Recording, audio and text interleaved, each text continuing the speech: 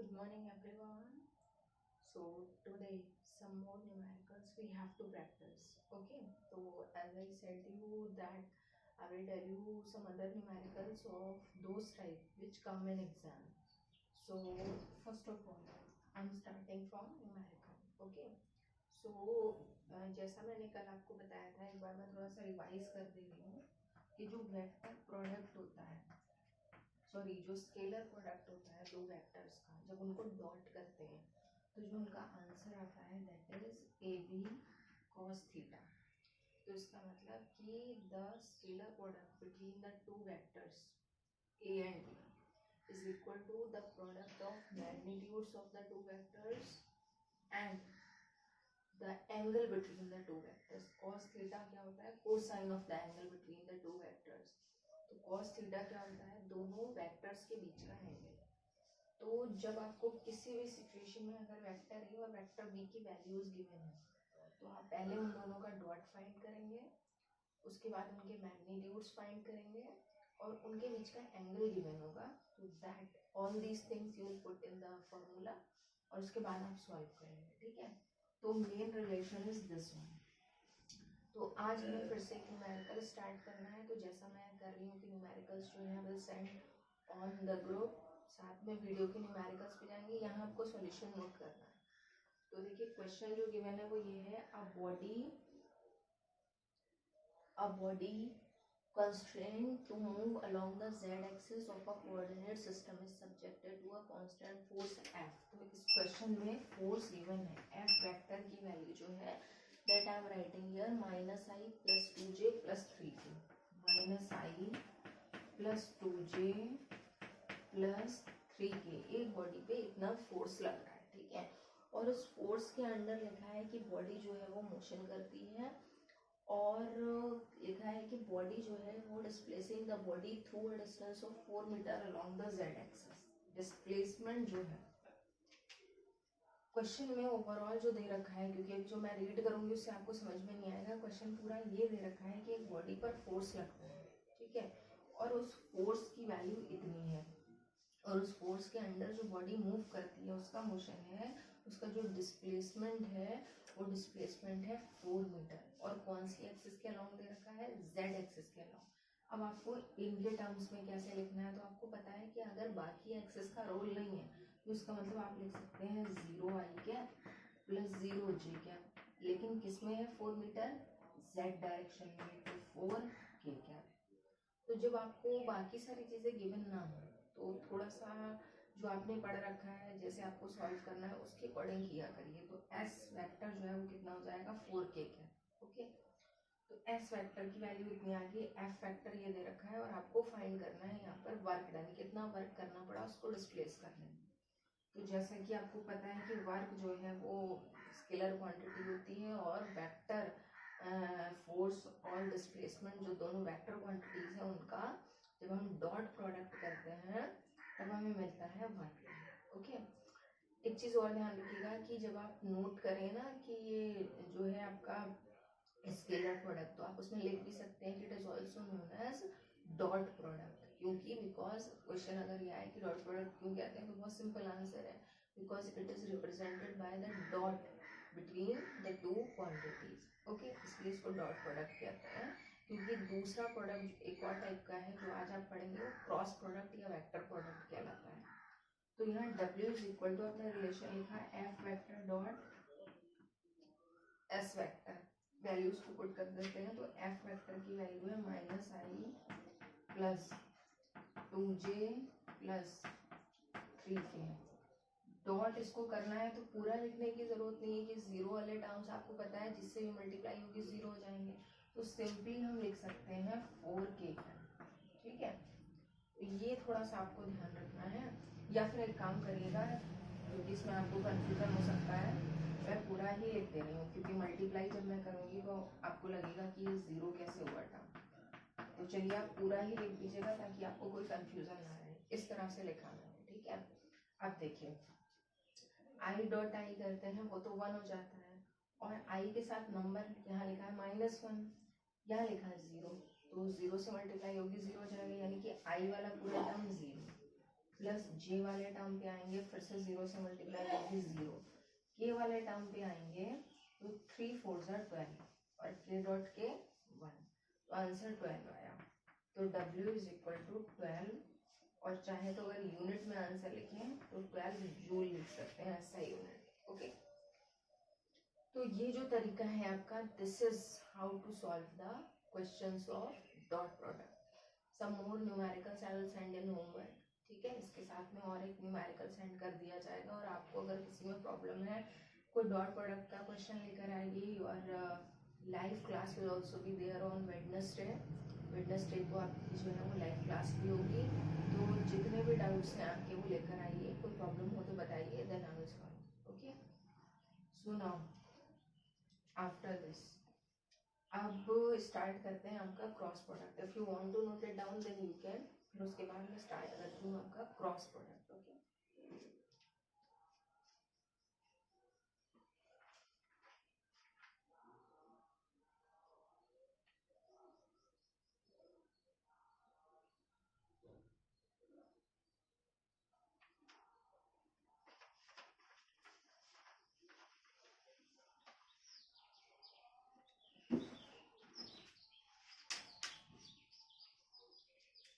so now I'm starting vector or cross product. So your next heading after this will be vector product of two vectors. Method of writing जो है वो दोनों तरीके के हैं, आप लिख सकते हैं vector product of a vector या vector product of two vectors, दोनों तरीके से लिखा जा सकता है। तो वेक्टर प्रोडक्ट का अदर नेम जो मैंने भी बताया, it is also called as cross product, ठीक है। तो जब आप डिफाइन करेंगे तो लास्ट में जैसा मैंने बताया कि आप लिख सकते हैं कि it is also called as cross product because it is represented by the sign of cross बना दीजिएगा। अब सबसे पहले तो डेफिनेशन से पहले रिलेशन आएगा, क्योंकि रिलेशन के अकॉर्डिंग ही डेफिनेशन लिखी जाएगी। तो एक तो डेफिनेशन आप ये लिख सकते हैं कि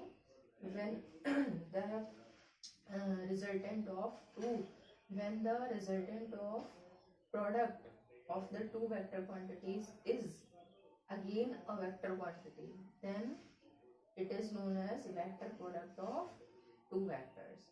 दूसरे तरीके से आप फॉर्मूले से डिफाइन कर सकते हैं। तो फॉर्मूले से कैसे करेंगे, तो vector A cross vector B, this is the method of representation. Represent ऐसे किया जाता है vector A cross vector B, ठीक है। दूसरी बात, जैसे पहले आपने किया था ए बी, दोनों के मैग्नीट्यूड्स की मल्टीप्लाई होती है और कॉस थीटा की प्लेस पे आ जाता है साइन थीटा, ठीक है। लेकिन अभी भी पूरी क्वांटिटी जो है वो ये नहीं बता रही है कि ये वेक्टर फॉर्म में है, क्योंकि ए बी मैग्नीट्यूड स्केलर है, एंगल फिर से स्केलर होता है।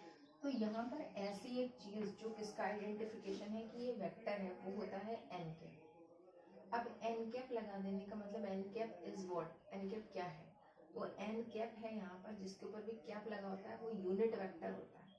तो एन कैप जो है वो एक ऐसा यूनिट वेक्टर है जो ये शो कर रहा है कि इसका जो क्रॉस का रिजल्ट आ रहा है, जब दो वेक्टर्स का क्या किया है क्रॉस प्रोडक्ट, तो जो तीसरा वेक्टर मिल रहा है, जो रिजल्टेंट मिल रहा है, उसकी एक पर्टिकुलर डायरेक्शन है, क्योंकि एन कैप का मतलब क्या होगा, ओनली डायरेक्शन, मैग्नीट्यूड तो उसका 1 है। तो एन कैप कैसा यूनिट वेक्टर होता है जो किसकी डायरेक्शन शो करता है, resultant of the cross product of the two vectors, okay. तो ये जो है आपका रिलेशन होता है क्रॉस प्रोडक्ट का, वेक्टर प्रोडक्ट का।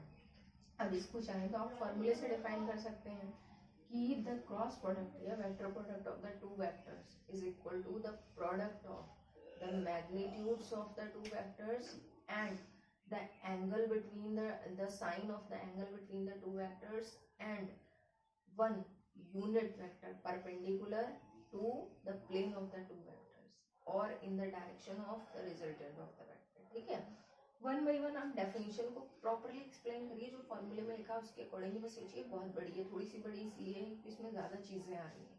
देखिए अगेन आई एम टेलिंग कि vector product of two vectors is equal to the product of, यहाँ से स्टार्ट करना, अब इसमें सारी चीजों का नाम लेना है, product of the magnitudes of the two vectors and the sign of angle between the two vectors, ये आ गया, एंड द यूनिट वेक्टर। अब यूनिट वेक्टर के लिए आप बता सकते हैं कि यूनिट वेक्टर की एक तो बात ये बता सकते हैं कि क्या है यूनिट वेक्टर। तो यूनिट वेक्टर जो है, unit vector is a vector perpendicular to the plane of the two vectors. Actually दो वेक्टर्स जो हैं आपके, वो मैंने पहले भी आपको बताया था कि ये है आपका वेक्टर है, ये है आपका वेक्टर बी, ये होता है थीटा। तो इनका जो आंसर आएगा ए और बी का, ए और बी के क्रॉस का जो आंसर आएगा वो हमेशा इन दोनों वेक्टर्स के प्लेन के परपेंडिकुलर। और प्लेन का मतलब आपको पता ही है कि अगर हम एक एक्स वाई प्लेन ड्रॉ करें, मान लीजिए ऐसे करके ये प्लेन आ रहा है, क्योंकि प्लेन का मतलब जो 2D डायग्राम में हम शो कर सकते हैं, एक बोर्ड पे या कॉपी के पेज पे बना सकते हैं, दैट इज कॉल्ड प्लेन।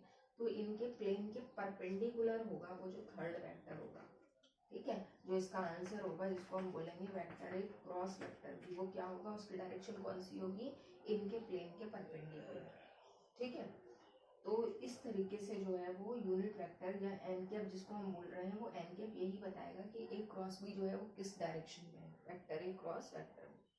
तो अब एन कैप को जब एक्सप्लेन करेंगे तब ये बताएंगे कि and the unit vector perpendicular to the plane of the two vectors, ये भी बोल सकते हैं कि इनके प्लेन के परपेंडिकुलर है, या फिर ये भी बोल सकते हैं in the direction of vector A cross vector B, ठीक है। इस तरीके से आपको लिखनी है डेफिनेशन। और उसके बाद आपको ये वाला डायग्राम भी बनाना है, क्योंकि ये मोस्ट इम्पॉर्टेंट डायग्राम है। स्केलर में तो डायरेक्शन शो नहीं करनी होती, डायग्राम स्किप भी किया जा सकता है, लेकिन वेक्टर में स्किप नहीं कर सकते, क्योंकि वेक्टर में ये जो है डायरेक्शन एन कैप वाली, ये प्रॉपरली ये दिखानी है आपको कि इनके प्लेन के परपेंडिकुलर है, ये बहुत इंपॉर्टेंट चीज है, ओके। तो इसका ध्यान रखिएगा, यहाँ पर जो है वो आपको इस तरीके से शो करना होगा, ओके। अभी भी अगर कोई डाउट होता है तो आपके पास टाइम है, लाइव क्लास में आप पूछ सकते हैं, ठीक है, या फिर आप पर्सनली मैसेज करके पूछ सकते हैं अगर कुछ भी आपको क्लियर नहीं होता है।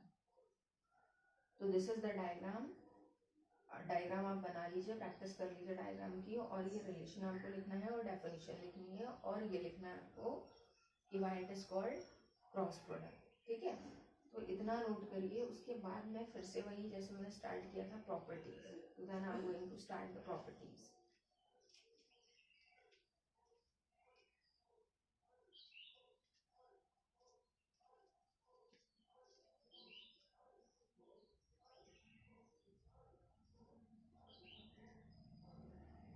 So now coming towards the properties. So now I'm erasing this. तो प्रॉपर्टीज जो हैं उनमें कुछ प्रॉपर्टीज सेम हो सकती हैं, कुछ प्रॉपर्टीज डिफरेंट भी हो सकती हैं स्केलर प्रोडक्ट से। तो प्रॉपर्टीज में आपका पॉइंट नंबर 1 क्या था स्केलर में। तो स्केलर में आपने बताया था कि स्केलर प्रोडक्ट जो है वो कम्यूटेटिव होता है, यानी कि आप vector A dot vector B का ऑर्डर अगर चेंज कर दें तो वो सेम आंसर आएगा, जो vector B dot vector A का आंसर होगा वही vector A dot vector B का होगा। लेकिन यहाँ नहीं होता है क्रॉस में। क्रॉस में क्यों नहीं होता है, क्योंकि क्रॉस में जो डायरेक्शन होती है that plays an important role. तो अगर आप डायरेक्शन चेंज कर देंगे तो ऑब्वियसली जो रिजल्टेंट है उसकी भी डायरेक्शन बदलेगी, वेक्टर्स का ऑर्डर अगर चेंज होगा। तो यहाँ पर क्योंकि डिस्प्लेसमेंट है, फोर्स है, पावर वेलोसिटी है, एक्सेलरेशन है, इन सभी में डायरेक्शन होती है। अगर आप सपोज दैट जैसे डायरेक्शन ऑफ मोशन बदल दें, जो बॉडी आगे जा रही थी उसकी जगह पीछे आ रही है, तो ऑब्वियसली जो आंसर है वो चेंज होता है, प्लस और माइनस साइन का रोल होता है। तो बिल्कुल उसी तरह से यहाँ भी जब, क्योंकि हमें पता है कि वेक्टर और प्रोडक्ट का मतलब क्या हुआ कि दो जो क्वांटिटीज हैं उनको जब हम मल्टीप्लाई करें तो जो हमें थर्ड क्वांटिटी मिलेगी that is again a vector quantity. वो भी कैसी होती है, वो वेक्टर क्वांटिटी होती है। अच्छा, आपको एग्जाम्पल्स पे लिखने होंगे, तो एग्जाम्पल्स जो है वो आपको जो यहाँ लिखने होंगे वो एग्जाम्पल्स आगे वाले चैप्टर्स में आएंगे, क्योंकि कुछ ऐसी क्वांटिटीज हैं जो आपको अभी बाद में पढ़नी है, ठीक है, यहाँ पर नहीं आई है। तो एक क्वांटिटी जो है वो कहलाती है टॉर्क। टॉर्क जो क्वांटिटी है, मैंने शायद आपको बताया भी था कि टॉर्क जो क्वांटिटी होती है, फर्स्ट चैप्टर में बताया था कि ये जो है वो फोर्स जो फोर्स होता है स्ट्रेट लाइन मोशन में उसका रोटेशनल एनालॉग है, यानी कि दो टाइप के मोशन है, एक लीनियर मोशन, एक सर्कुलर मोशन। तो लीनियर मोशन में क्वांटिटीज के अलग नाम है, सर्कुलर मोशन में अलग नाम है। तो लीनियर मोशन में जिसको फोर्स बोलते हैं, ऐसे जो फोर्स घुमाने का काम करता है किसी बॉडी को, उसको टॉर्क बोला जाता है।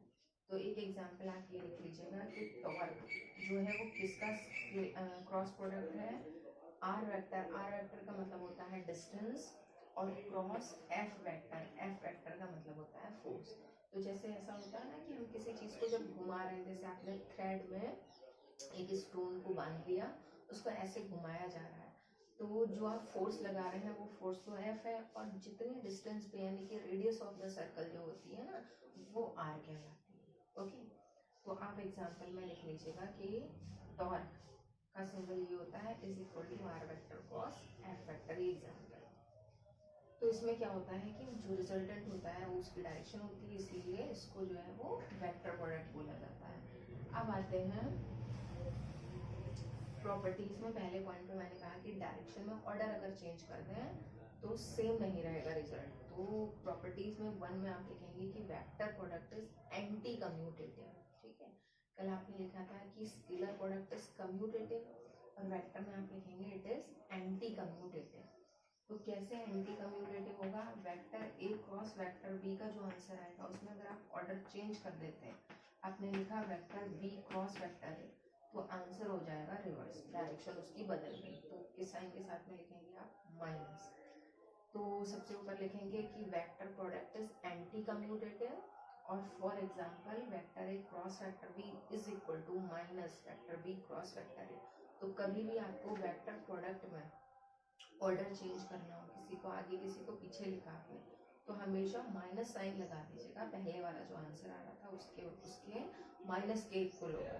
ओके, मैग्नीट्यूड सेम रहेगा, डायरेक्शन बदल जाएगी, थोड़ा सा इस बात का ध्यान रखिए। तो एंटी कम्यूटेटिव हो गया। सेकेंड प्रॉपर्टी आती है कि वेक्टर प्रोडक्ट जो है ये सिमिलर प्रॉपर्टी है, स्केलर डिस्ट्रीब्यूटिव ओवर एडिशन था, ये भी डिस्ट्रीब्यूटिव ओवर एडिशन होगा। लिख देंगे कि इट इज, या vector product is distributive over addition. इसका मतलब हुआ कि अगर ऐसे लिखा है vector A cross vector B plus vector C, तो आप नॉर्मली जैसे ब्रैकेट्स ओपन करते हैं, vector A cross vector B plus vector A cross vector C, ऐसे करके आप लिख सकते हैं। ये हो गई सेकेंड प्रॉपर्टी। थर्ड प्रॉपर्टी, बाकी की 3 प्रॉपर्टीज में आपने देखा था एंगल्स का क्या रोल है। तो यहाँ पर एक बार रिलेशन में रिकॉल कर दे रही हूँ कि रिलेशन क्या था, vector A cross vector B आपका था A B sine theta N क्या, ऐसे लिखना। ठीक है, तो अगर पहली प्रॉपर्टी ये है कि अगर दो पैरेलल वेक्टर्स का हम करते हैं वेक्टर प्रोडक्ट, तब क्या होगा। तो आप इस प्रॉपर्टी में ये लिखेंगे कि vector product of 2 parallel vectors, dash लगा देंगे। तो पैरेलल का मतलब एंगल कितना हो गया, 0। एक चीज और हम इसी प्रॉपर्टी में ले सकते हैं कि एंटी पैरेलल और पैरेलल को एक साथ एक्सप्लेन करेंगे। अब लिखेगा कि वेक्टर प्रोडक्ट ऑफ 2 पैरेलल और एंटी पैरेलल वेक्टर्स। इसलिए ऐसा कर रहे हैं क्योंकि साइन की वैल्यू 0 लगाएं या 180 लगाएं, दोनों केसेस में 0 ही आंसर आता है। कॉस में तो 0 और 180 में अलग अलग आंसर आएगा, लेकिन साइन में 0 और 180 दोनों की वैल्यू 0 होती है, तो एक साथ लिख सकते हैं। तो अगर हम यहाँ पर पुट करें तो ए बी साइन, साइन को आप एक साथ लिख लीजिएगा 0 और 180, ठीक है, और साथ में आ जाएगा एन।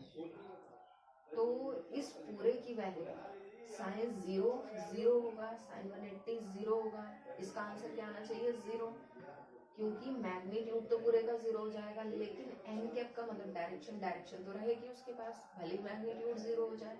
तो आंसर 0 नहीं होगा, आंसर क्या होगा 0 वेक्टर, इसका स्पेशली ध्यान रखिएगा।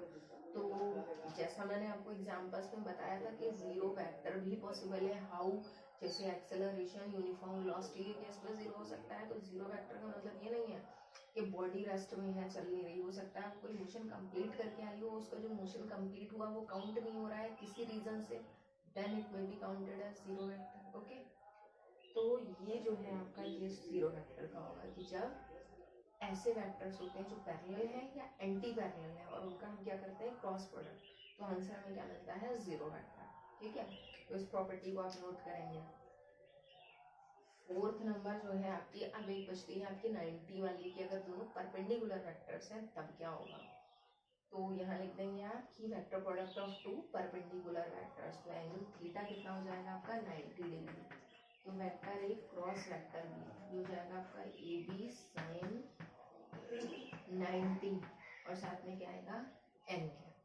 ठीक है, तो यहाँ पर क्या होगा, यहाँ पर आपका ए बी का जो भी मैग्नीट्यूड है उसकी मल्टीप्लाई हो जाएगी, साइन 90 की वैल्यू 1 होती है और एन कैप क्या शो करेगा, डायरेक्शन शो करेगा। तो आपका आंसर यहाँ आ जाएगा ए बी एन। ठीक है, तो ए बी तो गिवन होंगे ये तो, क्योंकि इसमें गिवन कुछ नहीं है इसलिए ऐसे करके लिखा है। अब आप सोच रहे हैं न्यूमेरिकल में कैसे करेंगे, तो न्यूमेरिकल में सारी चीज़ें गिवन होंगी, प्रैक्टिस भी मैं कराऊंगी, समझ में आ जाएगा। ए और बी के जो मैग्नीट्यूड्स हैं उनकी मल्टीप्लाई कर देंगे, डायरेक्शन जो भी गिवन होंगे उसके अकॉर्डिंग लिख देंगे। अगर डायरेक्शन गिवन नहीं है तो आप सिंपली एन कैप लगा के छोड़ सकते हो। ठीक है, तो ये आपका जो है वो 90 वाला हो गया कि अगर 90 डिग्री का परपेंडिकुलर है तो ये आंसर होगा। फिर आपने ये किया था कि अगर सिमिलर वेक्टर्स के साथ में करें, सिमिलर वेक्टर, तो ए वेक्टर का क्रॉस किसके साथ में करेंगे, ए वेक्टर के साथ में ही करते हैं, तो क्या होगा। तो इसमें वेक्टर ए क्रॉस वेक्टर है जब करेंगे तो आपको पता है यहाँ तो मैग्नीट्यूड्स की मल्टीप्लाई हो जाएगी, एंगल इनके बीच का कितना होगा 0 होगा और साथ में आ जाएगा एन कैप। तो फिर से आपको समझ में आ गया कि हाँ साइन 0 जो है वो पूरे को 0 कर देगा, लेकिन एन कैप जो है वो डायरेक्शन का रोल प्ले करेगा। तो आंसर क्या आ जाएगा 0 वेक्टर। तो फिर से इसका आंसर आ रहा है 0 वेक्टर। ठीक है, तो इतनी प्रॉपर्टीज को नोट डाउन करिए, उसके बाद बाकी और रह गई हैं बहुत सारी प्रॉपर्टीज हैं, जैसे लास्ट में थी स्केलर में। तो note down all these properties.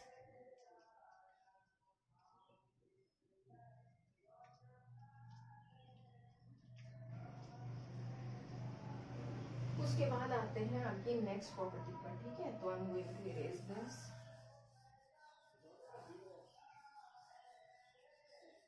तो फिफ्थ तक हो चुकी है, 6 नंबर की प्रॉपर्टी। अब आते हैं यूनिट वेक्टर्स पे। तो जैसा आपने किया था कि सबसे पहले करते हैं सिमिलर वाले की, या फिर सबसे पहले अपोजिट की कर लेते हैं। चलिए देखते हैं। तो हमने किया आई क्या क्रॉस जे क्या। अगर आपने आई और जे का क्रॉस किया तो क्या मिलेगा, तो इन दोनों के मैग्नीट्यूड्स तो 1 होते हैं और एंगल जो है इनका वो कितना होगा, क्योंकि दोनों परपेंडिकुलर है, याद होगा आपको, ये आई क्या और ये जे क्या और ये के क्या।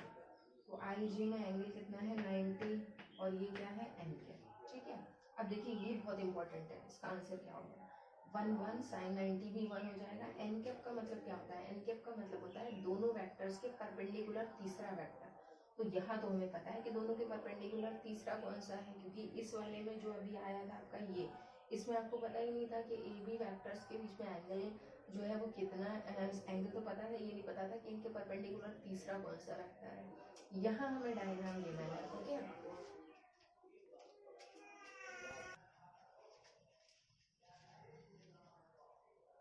सो इसमें जो आंसर आता है वो क्या होता है, perpendicular to these two vectors. तो आंसर होगा के क्या।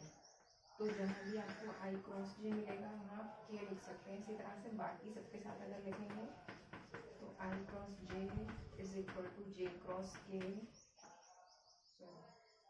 आई cross J is equal to K, J cross K is equal to I, I cross J जो होगा वो थर्ड वेक्टर के इक्वल होगा, जे क्रॉस के जो है वो थर्ड वेक्टर आई के इक्वल होगा और के क्रॉस आई वो थर्ड वेक्टर जे के इक्वल होगा। ऑर्डर आप ये रखेंगे, अगर ऑर्डर चेंज कर देंगे तो माइनस साइन के साथ में आएगा। ठीक है, इसी तरह से अगर आप दो